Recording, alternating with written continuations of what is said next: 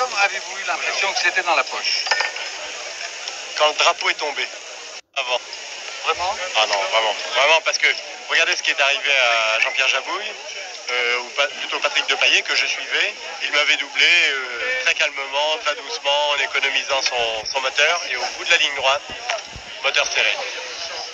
Et ça pouvait très bien nous arriver jusque dans les dernières boucles. Alors je peux vous dire que la dernière heure, ça a été plus long que 23 heures.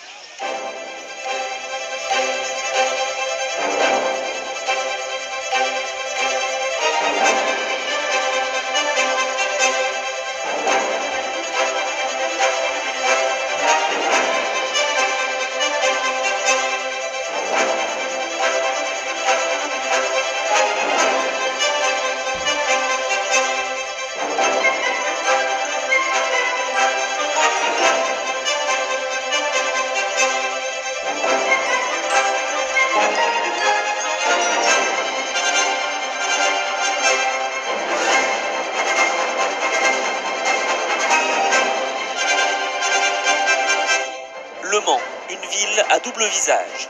Pour les uns, c'est une course, pour d'autres, une cité. Mais ces deux visages sont complémentaires, inséparables.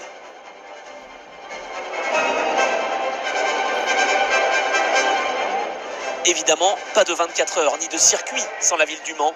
Cependant, hors des limites de la Sarthe, les 24 heures ont sans doute fait davantage pour la réputation de la ville que sa cathédrale ou ses rillettes. Les Martini Porsche sont venus pour gagner. La 7, Heywood Greg, la 6, Bart Volek, la 5, X Pescarolo. Pescarolo, 3 victoires au Mans, X 4, tout comme Olivier Jean de Bien entre 58 et 62. Les 4 Renault Alpine aussi sont venus pour gagner. Jabouille pilotera la 1 avec Depailler, Josso la 2 avec Pironi. Depailler n'a aucun doute. La victoire, sans aucun doute. La victoire, je pense que la fiabilité des voitures a été travaillée suffisamment pour qu'il y ait une ou deux voitures sur les 4 qui finissent. Et sur le plan performance, il y a 2 voitures qui seront, à mon avis, aussi rapides, sinon plus que les Porsche. Je ne vois pas ce qui peut nous empêcher, il faudra vraiment une malchance. Renault a tellement travaillé, nous avons fait tellement d'essais, le travail était tellement bien fait, je ne vois pas ce qui peut empêcher Renault de gagner, vraiment. Et puis, il y a les autres qui vont faire leur course dans la course pour le classement par groupe. Mais pour la victoire à la distance, jamais les chances n'ont paru plus équilibrées entre les Renault Alpine et les Martini Porsche. 4, numéro 1, 2, 3, 4, contre 4, numéro 5, 6, 7 et aussi 43, la Porsche 935 de Stomlen et Schurti qui va partir en deuxième ligne. 15h53, départ donné par Raymond Poulidor pour le tour de chauffe. En somme, la présentation générale des concurrents dans l'ordre de leur performance aux essais, avec les 8 favoris aux 4 premières lignes.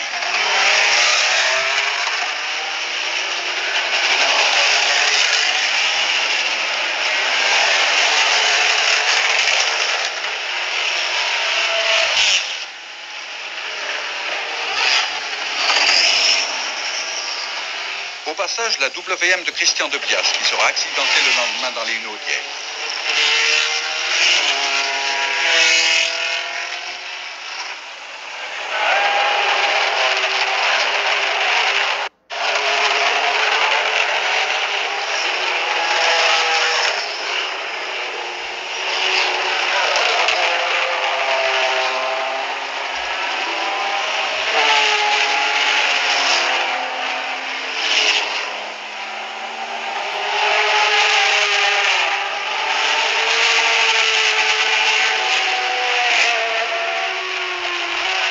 A été soigneusement minuté. L'heure réelle de départ sera 16h, 0 minutes et 3 secondes.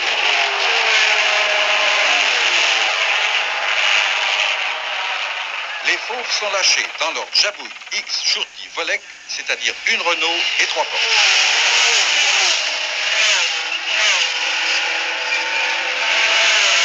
Beaucoup d'appelés ici, peu d'élus demain à la même heure. La 44 y sera très bien, même 6e à la distance et première du groupe 5.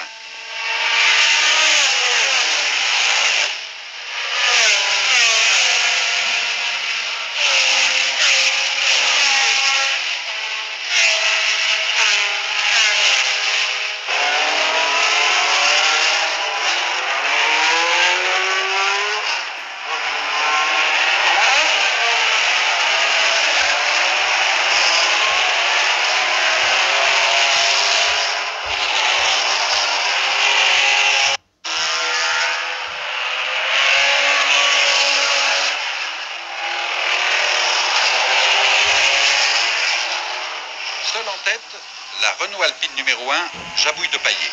À 10 reprises, ils vont améliorer le record du Tour, la dernière fois à 6 h du matin, 3:34,2 à près de 230 de moyenne. En préambule des 24 heures du Mans 1978, certains concurrents et leurs belles anciennes se sont rassemblés pour participer à la seconde épreuve dont la première édition.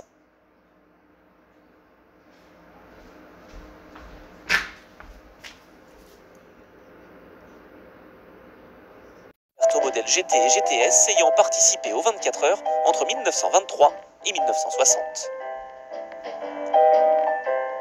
Rutilante, remarquablement conservée, quelques modèles d'avant-guerre, mais la plupart sortis d'usine dans les années 50.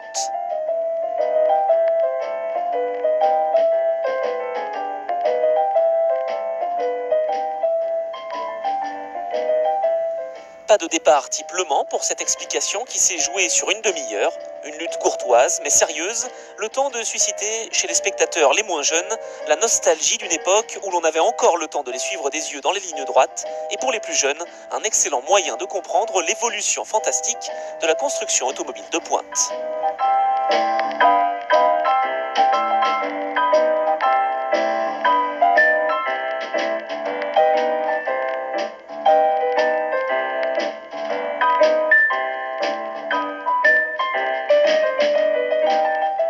La petite histoire retiendra que c'est la Jaguar XK120 de 1951, pilotée par Trichet, qui l'a emportée devant une AC Bristol de 1959. Mais ce n'était que hors d'œuvre. Toujours bon pied bon oeil, voici Sterling Moss, au départ du premier Grand Prix historique de la CO, qui va se disputer également sur une demi-heure. Sterling Moss, qui fut 2 fois deuxième aux 24 heures du Mans, en 43 et 56, va piloter une Maserati 250F, car l'épreuve est ouverte aux sports et prototypes et aux véhicules de Formule 2 de 1950 à 1960 et aux voitures de Grand Prix sorties entre 1931 et 1960.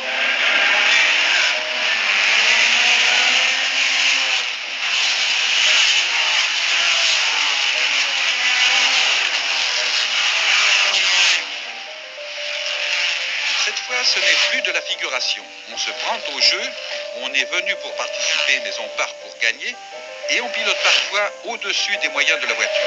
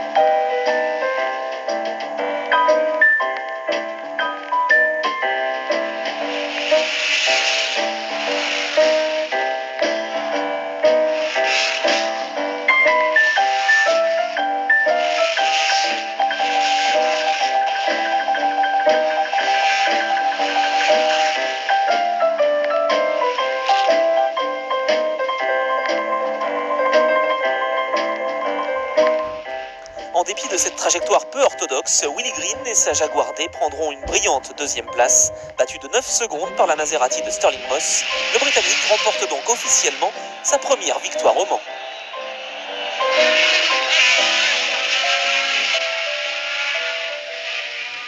Revenons au 10 juin 78.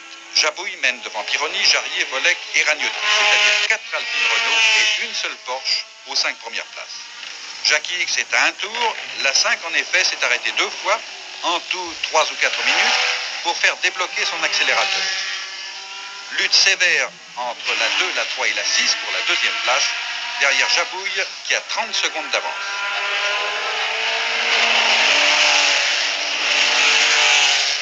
1, 2, 3, c'est donc pour l'instant et dans l'ordre le trio de tête.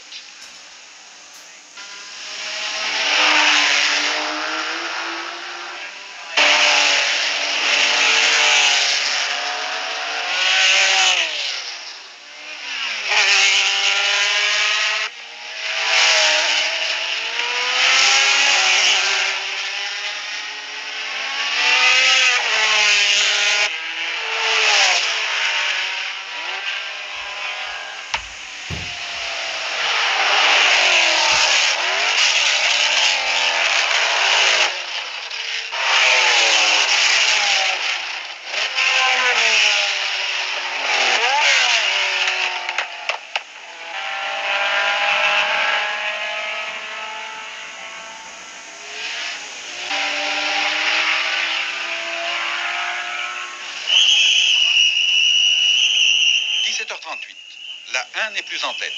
Depailler s'est arrêté 3 fois, des vibrations terribles, impossible d'aller à fond dans les lignes droites.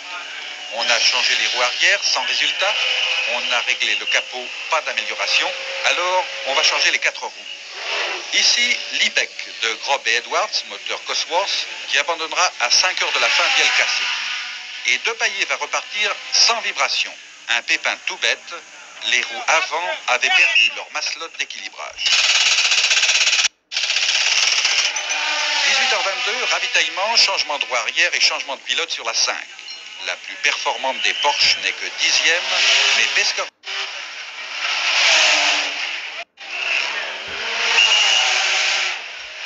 Deux Renault Mirage en course, équipage Choupan de Lafitte. X est confiant, il en a vu d'autres, d'autant que les 4 Martini Porsche n'ont pas perdu le contact avec les Renault Alpine, la mieux placée étant toujours la 6, la 936 de Barthes-Volek.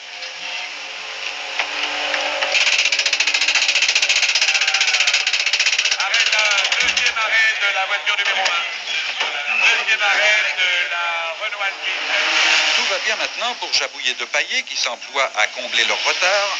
À la tombée de la nuit, la Renault Alpine numéro 1 aura repris la tête du classement.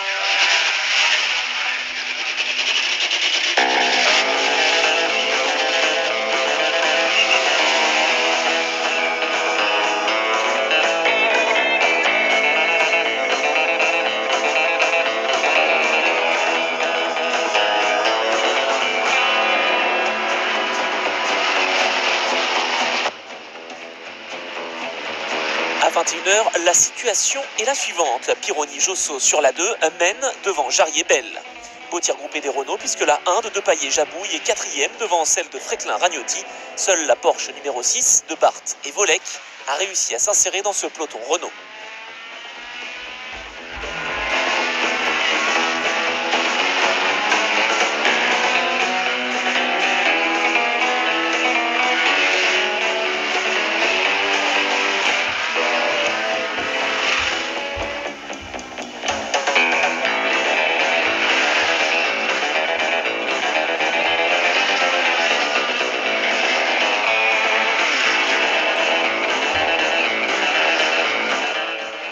« 21h10, la Porsche 936 de Pescarolo et X est entre les mains des mécaniciens. La boîte de vitesse est cassée. Pour réparer le pignon de 5e, il faut la sortir. Une opération coûteuse puisque les deux hommes vont perdre 46 minutes.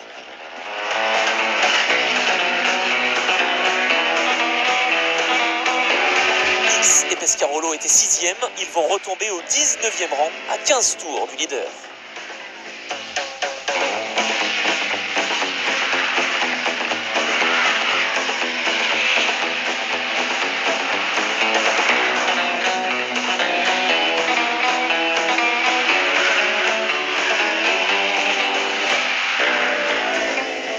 Pendant ce temps, les concurrents GTP roulent bien. C'est le cas de cette WM pilotée par un équipage intégralement féminin. Christine Dacremont, Maria Knopfner. Malheureusement pour elle, un joint de culasse va lâcher et précipiter leur abandon à la 18e heure.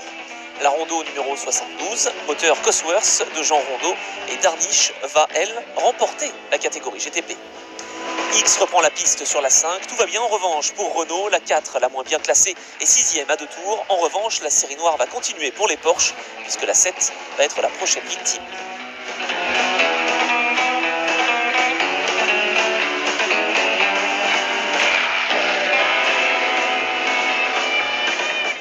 Greg, Heywood, Just vont perdre 12 minutes, il faut changer le turbo.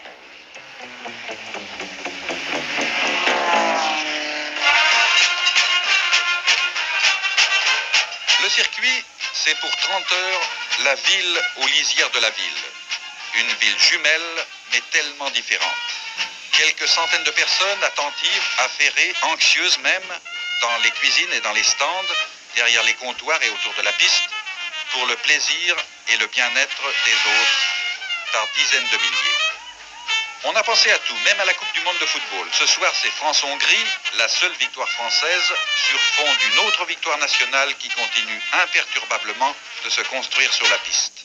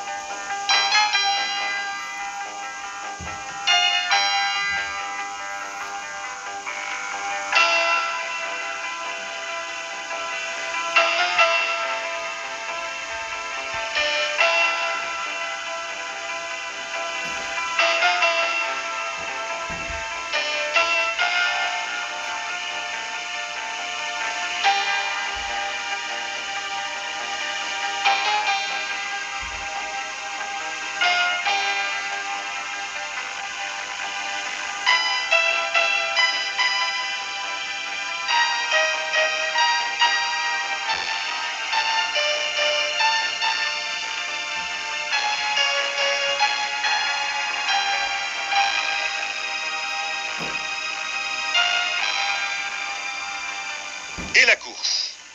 À l'aube naissante, on compte encore 37 voitures en course sur 55 au départ.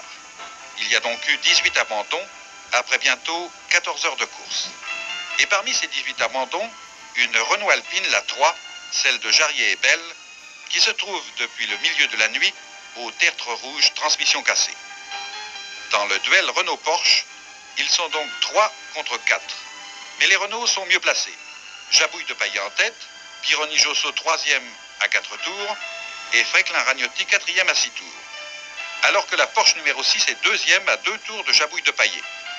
Ce qui veut dire qu'à 10 heures de l'arrivée, l'intérêt de la course en tête n'a absolument pas faibli.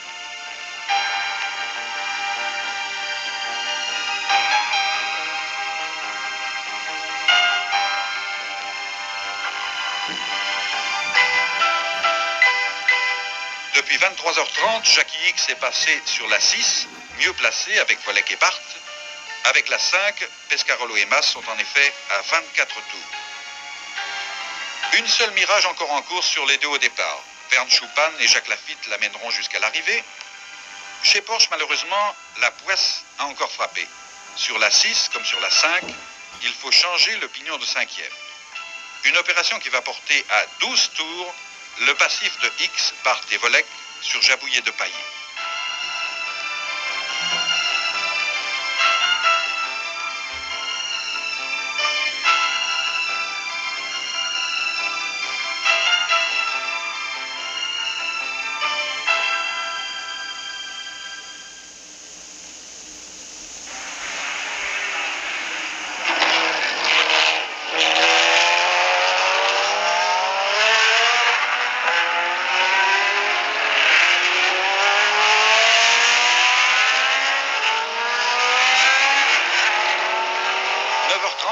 Tout va bien encore pour Renault. Jabouillet de Paillet mène tambour battant à 213 de moyenne. Mais c'est le chant du cygne. Dans 20 minutes, la 1 va s'arrêter à Mulsanne définitivement et Josso Pironi se retrouveront en tête. À ce moment, il n'y aura plus que 30 voitures en course.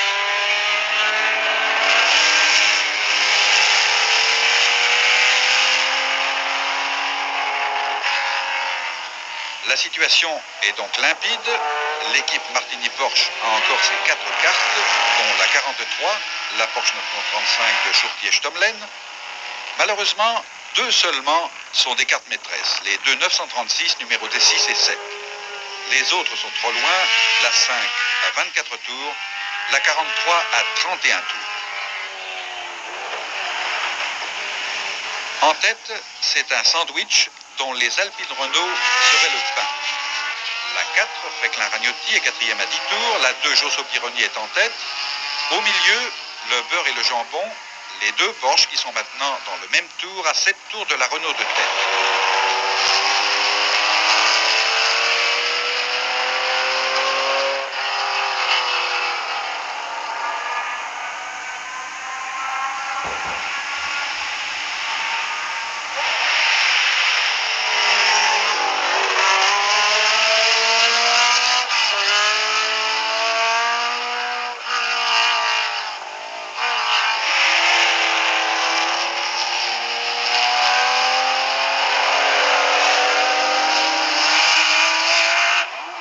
X, Volek et Barth ont repris un sérieux terrain, X surtout, comme l'an dernier.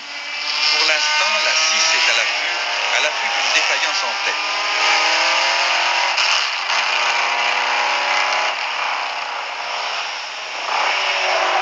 Et l'on apprend que la 5, pilotée par Jochen Mass, est allée au décor définitivement, et ceci, ô ironie, au virage Porsche.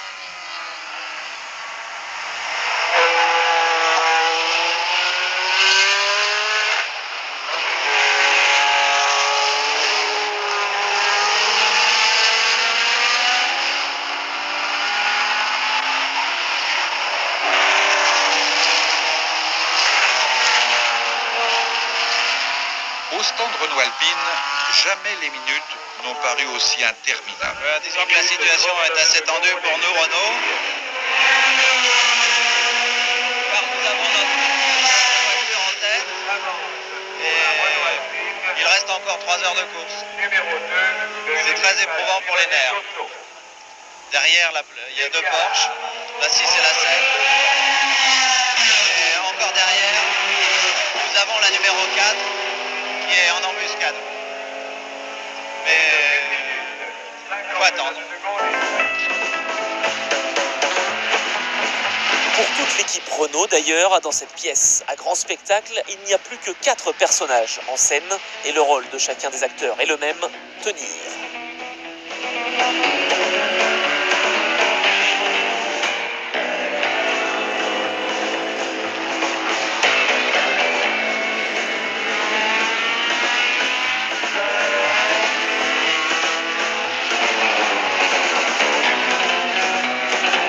Il fait toujours un temps splendide, le spectacle est d'une intensité exceptionnelle, jamais la foule n'a semblé aussi dense et aussi passionnée.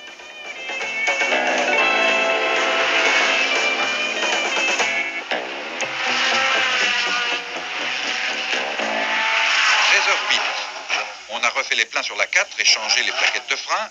Jean Ragnotti est au volant. Guy Fréquelin a 1 heure pour se reposer.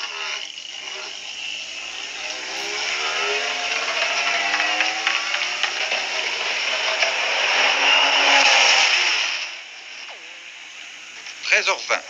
Jean-Pierre Josso arrive sur la 2. Les pleins, changement de roue avant, rien de particulier à signaler. C'est Didier Pironi qui prendra le volant jusqu'à la fin.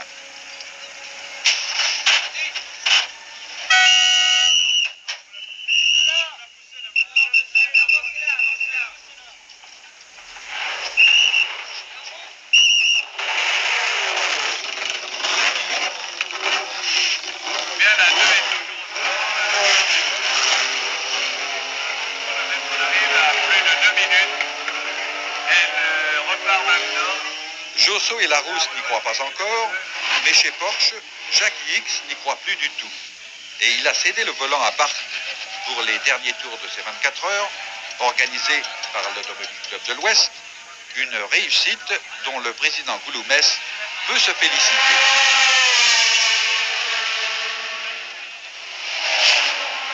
Dernier tour, un véritable tour d'honneur pour les 2 Alpine Renault, respectivement 1er et 4e, et qui, dès le drapeau à damier, vont être littéralement encerclés, investis, étouffés par une foule en délire. Alors que la Renault numéro 4, la Renault 407, termine à la 4e place.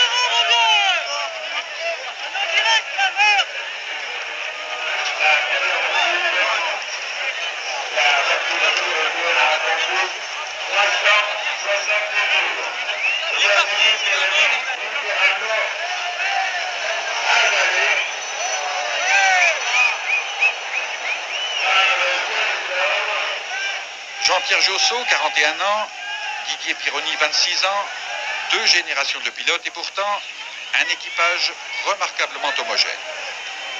Leur exploit dans les chiffres, 369 tours, 5044 km en 24 heures, à un peu plus de 210 de moyenne.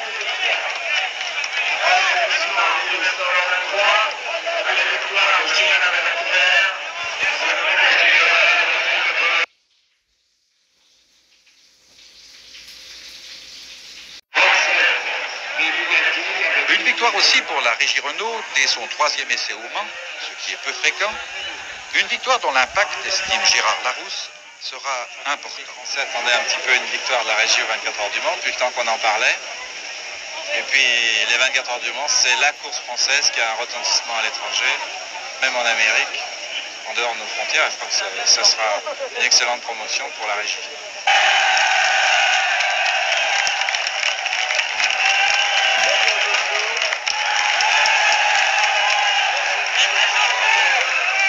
À la tribune, le tandem du jour va être un instant dissocié, complètement épuisé, complètement déshydraté. Didier Pironi passera quelques dizaines de minutes à l'infirmerie avec ballon d'oxygène avant de récupérer.